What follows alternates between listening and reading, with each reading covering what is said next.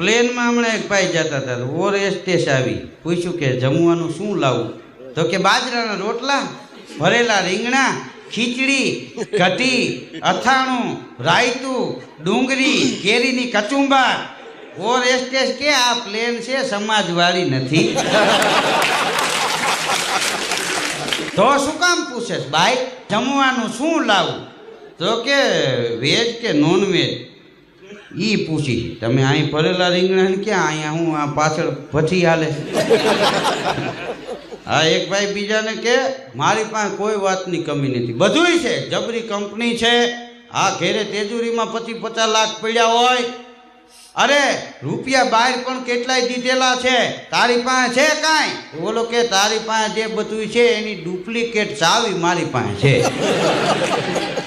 તે કોને આપ્યા છે, એના સરનામાય છે. પછી કે બીજું શું જોઈએ, આ તારું છે એ આપણું જ છે.